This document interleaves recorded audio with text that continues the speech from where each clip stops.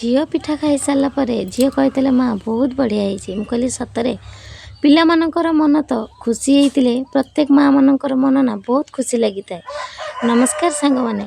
मो पु झील जेहेतु कहते आज किसी तो बना मुझे कहली हाँ ठीक अच्छे ता आगुरी मुझे 3-4 घंटा आगुरी चाउल बतुरे देती आउ ग्राइंडिंग कर आनिकी कढ़ई में आण को दे देती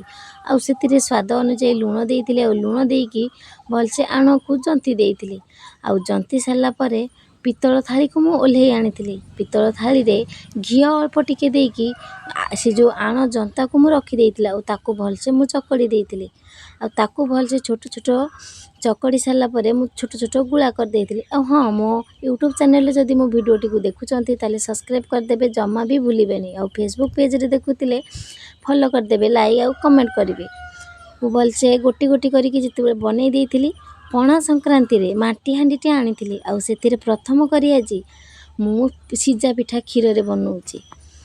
क्षीर दे सारा पर क्षीर को मुझे छाड़ देती फुटी जावा पर केसर पकई देती केसर दे सारा पर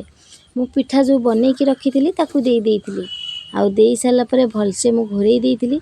घोरई किना ताकू मो अल्प टिके गुजराती छेंचा दे देती आउ चीनी पकई देती ताकू स्किप कर देछि मु एपटे ढांकुणा मार देती ढांकुणा मारी सारिकी मुझे जेहेतु देखुली जे संध्या ही आसला पिला खाई ट्यूशन जीवे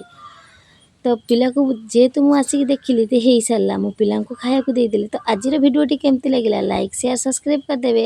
केमती लगे कमेंट माध्यम कहे रही जय जगन्नाथ।